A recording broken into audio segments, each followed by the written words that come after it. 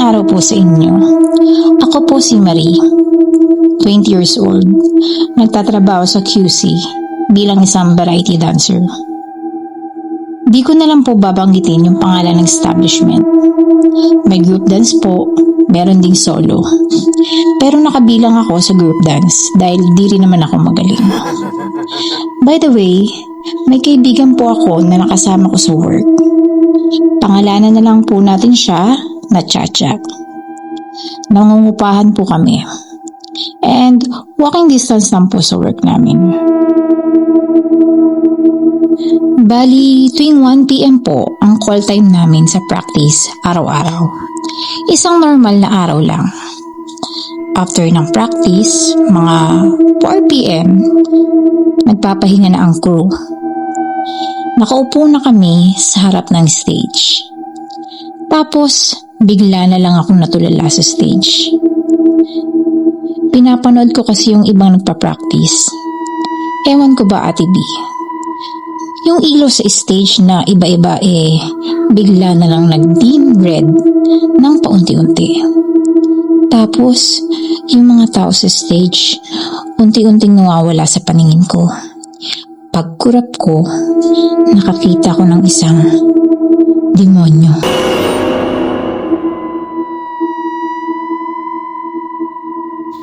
May mahahabang kuko, matutulis ang ngipin, at pula ang kulay ng balat niya. Nakahubad siya, pero wala siyang private part. Pero alam kong lalaki siya. May buntot din at mahahaba ang mga braso. Sumasayaw siya sa entablado ng nakangiti. Malaswa ang pagkakasayaw niya. Sa mga oras na yun, hindi ako makagalaw at pilit kong inaalis ang aking mga mata.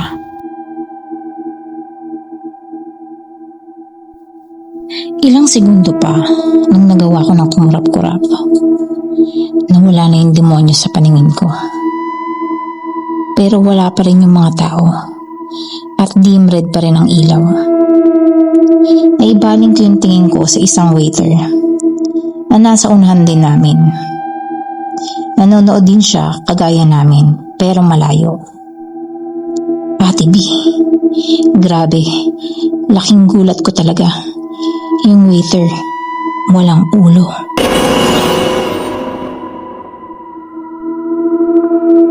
Para na akong di makahinga at naninigas na sa kinauupuan ko.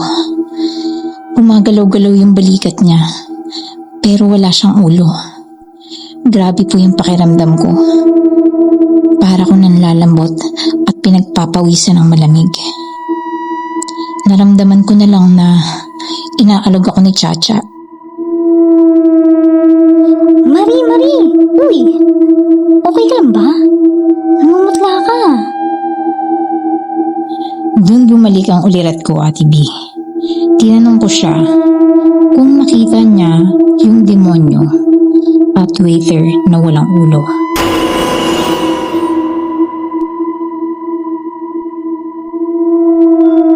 Uy! Sure ka ba? Naku ha, huwag kang manakot, Marie ha. Baka kulang ka lang sa tulog. Sambit ni Chacha. Nagkatinginan kami sa mata ng ilang segundo na marinig namin na nagsalita yung katabi kong bagong dancer. Nakita ko, kailangan natin sabihan yung waiter. Sumang-ayon naman kaming dalawa ni Chacha dahil naniniwala kami na masamang pangitain yun. Tatlo kami naghanap dun sa waiter. Kasi nga, biglang nawala. Pinagtanong-tanong din namin sa mga staff yung waiter. Kaso, hindi rin nila alam. Medyo malaki rin kasi yung establishment. Natuntun namin siya sa kabilang hallway, galing kitchen. Grabe yung kapit ko kay Chacha, Ate B. Habang papalapit yung waiter, tinawag ng bagong dancer yung waiter. Kuya waiter!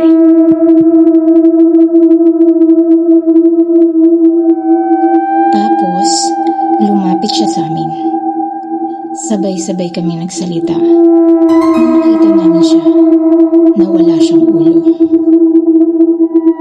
Namutla siya at hindi agad nakasagot. Narinig naman ng ibang staff at crew, kaya naglapitan ang mga ito.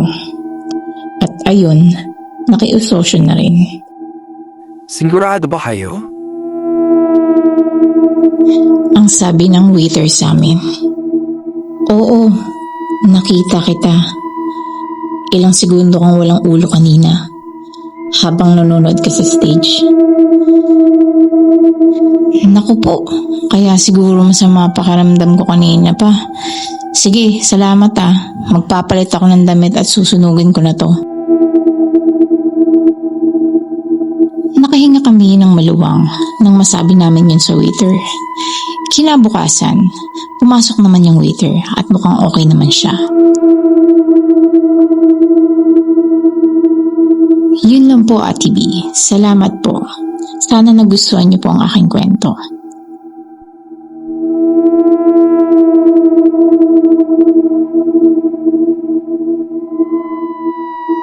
Hello po, Ate B. Ako po si Crystal. Around sa Bulacan. Share ko lang po ang nangyari sa akin sa resto bar na pinagtatrabahuhan ko dati. Di ko po makakalimutan yung time na yun. Araw ng Sabado, peak day. 4 kaming waiters that time. Ang policy po kasi sa break time ay dala-dalawa lang. 2:00 na ng madaling araw nang humupa ang mga tao. Kaya dun na kami nakapag-break ng partner ko na si Jessa. Hindi po nagkakalayo ang bahay namin. Madalas, sabay kami pumasok at umuwi. 8 p.m. to 4 a.m. ang schedule namin. Habang nasa break kami, sabi sa akin ni Jessa, wala daw ba akong napapansin kanina sa ship namin? Tanong niya sa akin habang humihipak ng yosi. Sabi ko naman, wala naman. Tapos, tumahimik na siya. Di ko na lang pinansin yung mood niya. Nag-change topic na lang ako, Ate B. Kasi parang nag-iba yung presence niya eh.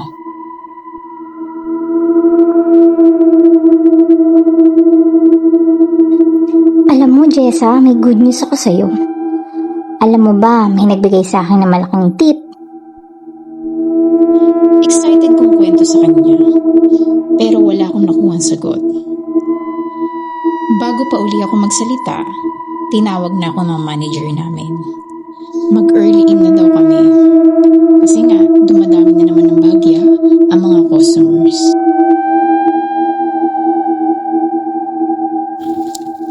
Sa utak ko nun, naku, nangangamoy OT to. Inaya ko na si Jessa. Kako, tara na, magpaalipin na tayo sa pera. Sabay tawa ko na malakas. Pero wala talaga siyang reaksyon. Hinayaan ko na baka kako pagod or maraming iniisip. 4:30 ng umaga, humupa na uli yung tao. Busy na kami mga waitress na maglinis ng tables at kung ano-ano pa. Sabi ko kay Jessa, sabay kami ulit umuwi. Habang nagpupunas ako ng lamesa, yun ang mga linyang sinabi ko sa kanya. Ano ka ba? Kung ano man yung iniisip mo, pwede mo naman sa akin sabihin. Saka, teka, kanina nagyosi ka, di ba? Akala ko huminto ka na. Ngumiti siya sa akin. Sabi niya, stress lang daw siya. Sabi ko sa kanya naman, lahat naman tayo ay nai-stress sa buhay at may kanya-kanya ding problema. Pero huwag siya magpapatalo dito. Context po pala, Ate B. Sa Jessa po ay kababata ko. Lumipat po kasi sila ng bahay nung mag-college na kami. Kaya di na kami masyado nagkikita. Best friend ko po siya. Sabay kami nag-apply dito sa work na to. 8 years na rin kami nag-work. Malaki din po kasi yung mga tip na nakukuha namin kaysa sa sahod. Kaya siguro tumagal kami doon. Balik po tayo kay Jessa. Tinanong ko po siya, ano ba yung tinatanong niya kanina na may napansin ba ako sa ship namin? Bigla naman ako tinawag ng manager. Crystal, lapit muna kayo dito. Small meeting lang. Nakatingin silang lahat sa akin at seryoso. Kinabahan ako kasi baka may violations ako or may nagawa ako na mali. Sabi lang ng manager namin, may good news daw. May isang customer daw kasi na nagbigay ng malaking tip. At special mention daw ako that time. Kasi good service daw ang ipinakita ko sa customer na yon. Pumalakpak silang lahat sa akin. Pero hindi naman sila nakangiti. Ang weird lang sa feeling, Ate B.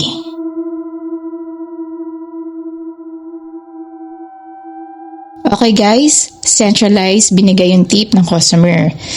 Pero iba yung sa'yo, Crystal, dahil para sa'yo naman talaga to. Sambit ng aking manager. Ang sabi ko naman, walang problema. Lahat naman kako tayo ay napagod. Tapos, lumingon ako kay Jessa. Tapos umakbay ng nakangiti. Sa kalagitnaan ng meeting, yung isa naming kasama na waitress, si Colleen, bigla na lang siyang umiyak, Ate B, as in humahagulgol. Pero parang ako lang yata yung na-shock. Kasi lahat sila walang emosyon.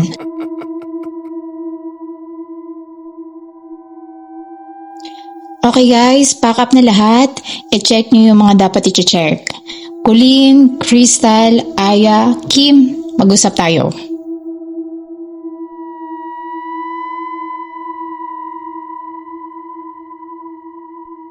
Kinabahan ako that time.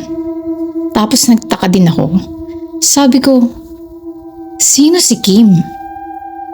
Pero sa utak ko lang, Ate B. Pumunta kami sa tahimik na area. Sobrang seryoso nila at malungkot that time. At syempre, umiiyak pa rin si Colleen. Tinanong ako ng manager namin kung okay lang daw ba ako.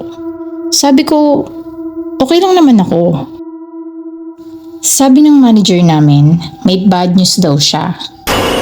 Kinabahan na naman ako, Ate B.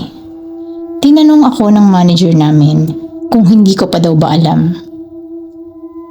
Dito, sumagot naman si Colleen nun at saka si Aya. Feeling ko, ma'am, hindi niya pa alam ang nangyari. Sambit nilang dalawa.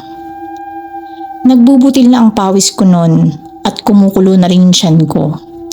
Sabi ko sa kanila, ano po bang nangyayari? Crystal, wala ka bang napapansin kanina sa ship mo? Sambit ng manager ko. Nakatingin lang sila sa akin. Hindi agad ako nakasagot. Bigla na lang nag-pop up sa utak ko yung sinabi ng manager namin. Familiar kasi yung sinabi niya. Sabi ko, teka, tinanong din sa akin ni Jessa yan, ma'am. Ano po bang meron?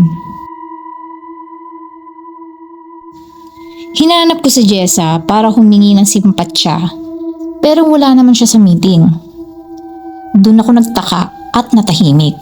Sabi ko, teka, asan po ba si Jessa? Kala ko po meeting ng waitress. Saka may bago po pala tayong waitress, si Kim. Tanong at pag-uusisa ako sa kanila.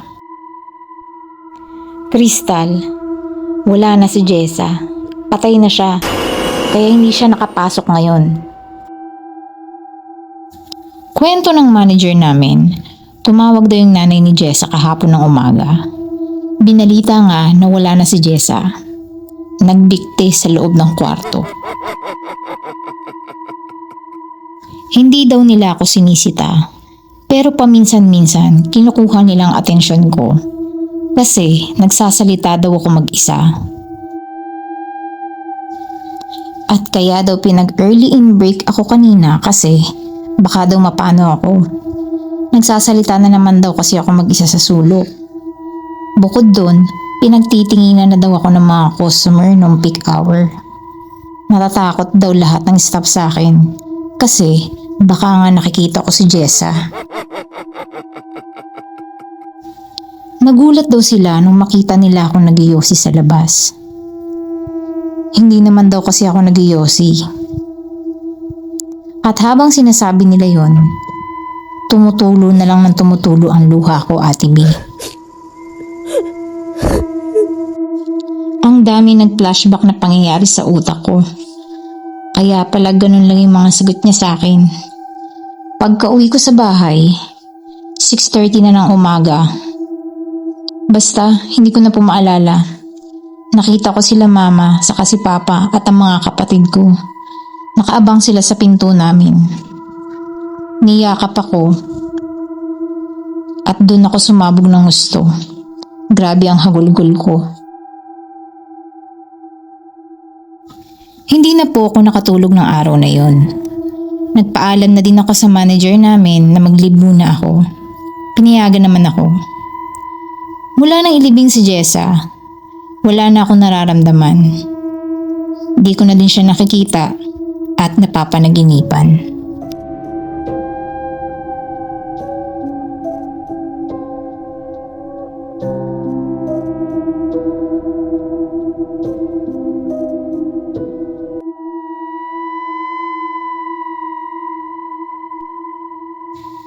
Magandang araw sa lahat. Mark nga po pala, taga Cavite. Share ko lang po yung karanasan ko sa bar na pinuntahan ko.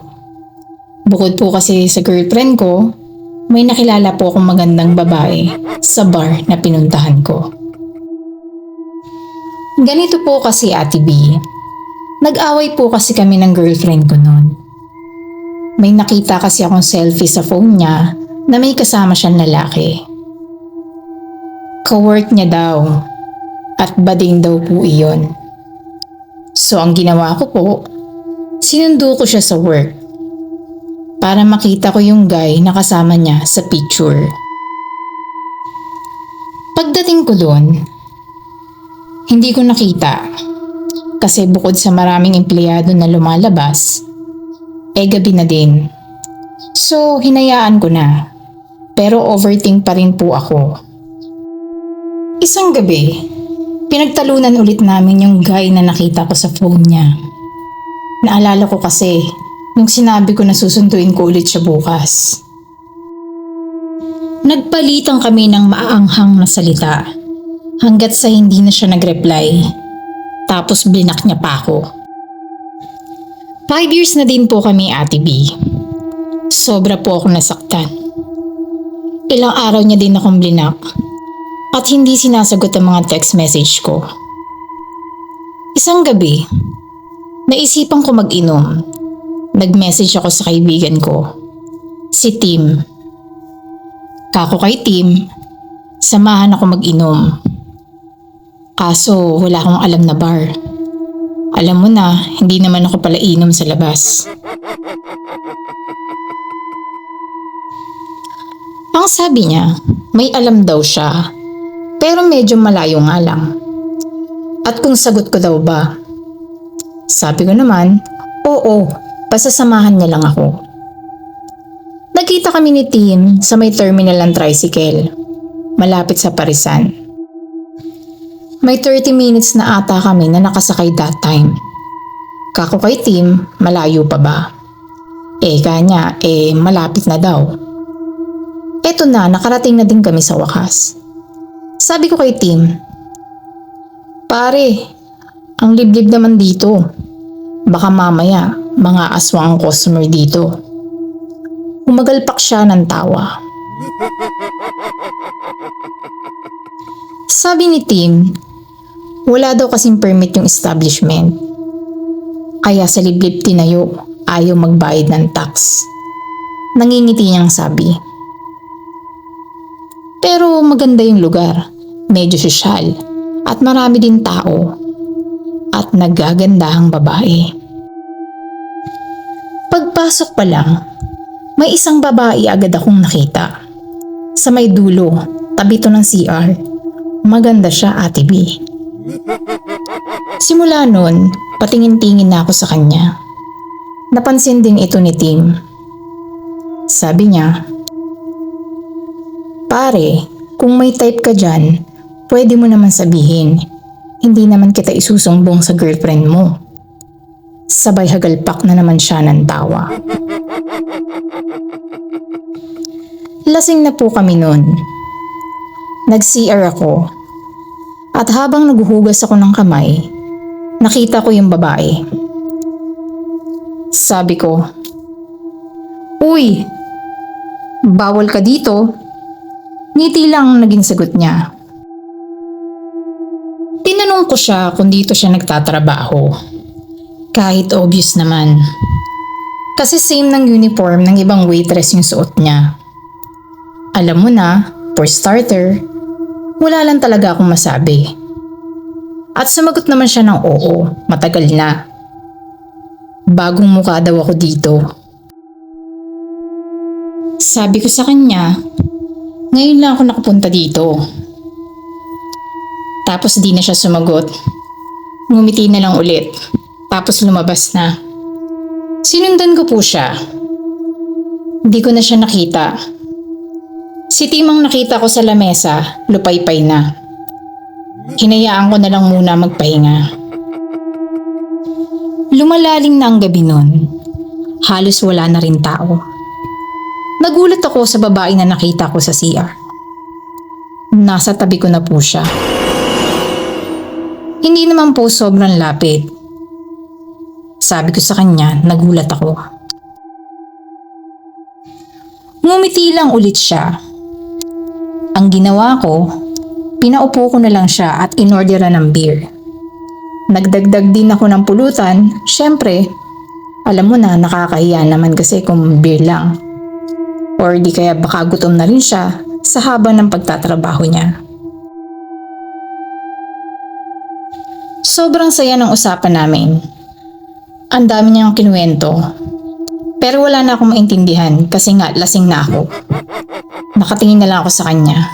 Sobrang ganda niya kasi. Di ko na namalayan, hawak ko na pala yung kamay niya. Malamig ito. Tanong ko sa kanya kung giniginaw ba siya. Tinanong ko rin siya kung gusto niya bang mag-jacket. Umiling lang siya. Sobrang haba po ng gabi na yon. Lumapit na sa akin yung isang waitress. Kung o-order pa daw ba ako. Last call na daw kasi, magsasarado na sila. Tinanong ko yung babae. Umiling lang siya. Yung waitress, nakakunot yung noo sa akin. Naaasar na ata. Kaya sabi ko, wala na akong order. Tapos, umalis na siya. Nakauwi naman kami ng matiwasay ni Tim, kahit sobrang lasing. Kinontak lang uli namin yung tricycle na sinakyan namin. Kinabukasan, inaya ko uli si Tim. Kaso, tumanggi na siya. May hangover pa daw siya, kaya ako na lang uli ang pumunta. Yung tricycle na sinakyan namin, yun ulit ang kinontrata ko hanggang pag-uwi. Kako, dadagdagan ko na lang ang bayad. Pagpasok sa loob, maaga pa. Wala pa kasing ibang tao. Ang weird lang po, Ate B. Parang pinagchichismisan ako ng mga staff. Medyo nailang lang ako ng konti pero deadman na lang. Eto na nga po. Lumalalim na ulit ang gabi at medyo may tama na. Nakita ko ulit yung babae. Grabe ang saya ko. Sabi ko, bakit ngayon ka lang? Ang aga ko dumating. Ang sabi niya lang, sa loob daw siya na-assign kanina. Sabi ko, ganun ba? Sige. Maupo ka na. Kumain ka muna bago uminom para hindi ka sikmurain. Ngiti lang uli ang sinagot niya sa akin. Sobrang lasing ko, Ate B. Hinalikan ko siya. Sakto naman lumapit ulit yung waitress. Medyo mataas yung boses.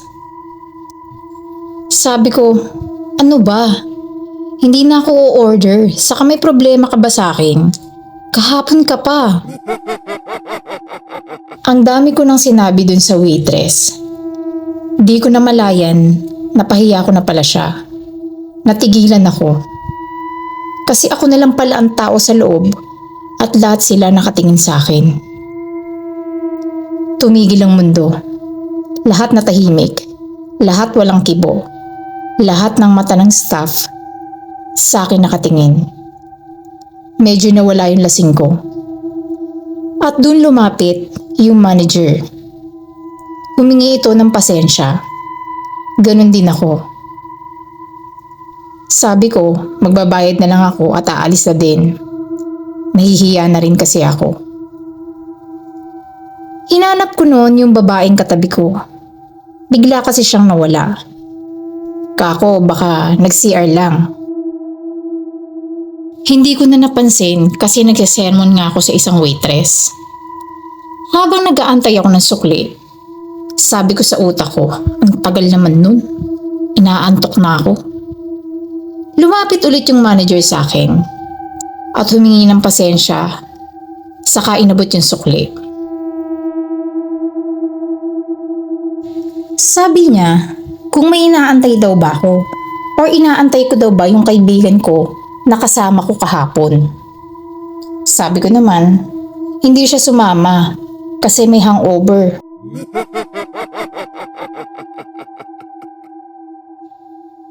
Yung babaeng kausap ko kahapon at saka ngayon, siya yung inaantay ko. Baka kasi nag-CR eh. Pansin kong namutla yung manager. Tinawag niya yung nagsiserve sa akin na waitress. Umupo sila sa harapan ko. Sabi ng manager, wala naman daw akong kausap kahapon saka ngayon. Kahapon daw, nagtataka na sila. Naisip lang nila na baka sobrang kalasingan ko. Pero hanggang CR daw nagsasalita ako mag-isa na parang may kausap. At simula daw kanina, wala naman akong kasama. Pero nagsasalita ako mag-isa. At paminsan-minsay tumatawa pa. Kaya pala lumapit yung waitress sa akin. Kasi para daw akong mahinahalikan sa hangin. Hindi ako nakapagsalita. Kinilabutan ako. Hinanap ko yung babae sa buong establishment, pero hindi ko siya nakita. Pinalabas din ng manager ang lahat ng staff para mamukaan ko. Wala talaga isa sa kanila, Ate B. Sobrang takot ko. That time, nawala yung kalasingan ko. Pero sinubukan ko pa rin patunayan. Sabi ko, totoo talaga na may kausap ako. Kasi nahawakan ko siya sa kamay. Pinakita sa akin ng manager yung CCTV. Kahapon at ngayon. Pinas-forward nila ito. Nakita ko nga, buong gabi wala naman talaga akong katabi. Pero may kinakausap ako. Napamura po ako at nangilabot. Dali-dali kong kinontak yung tricycle driver. Kwento ng manager, dati raw, may waitress na nagpakamatay sa banyo ng lalaki. Naglaslas ito gamit ang basag na baso. Ang dahilan daw ay napagbintangan na ninakaw yung wallet ng customer. Kahit napulot niya lang naman daw ito. Yun daw ang kwento. Hindi na po ako nakapagsalita noon. Nagmamadali na ako sumakay ng tricycle. Nakauwi naman po ako na matiwasay. Kinuwento ko kay Tim ang mga nangyari. Pinagtawanan niya lang ako. Sa dinami-dami daw kasi ng babae multo pa ang magkakagusto sa akin. Hiniwalayan ko na din po pala yung girlfriend ko. Nakita ko kasi sa social media, official na sila nung guy na nakita ko sa phone niya dati. Maraming salamat po sa mga nagbahagi ng kanilang kwento at syempre sa ating mga tagapakinig. Kung gusto nyo rin po magbahagi ng inyong katatakotang karanasan, mag-email lamang po kayo sa btbhorrorstories@gmail.com. Maraming salamat po. Huwag kang pipikit.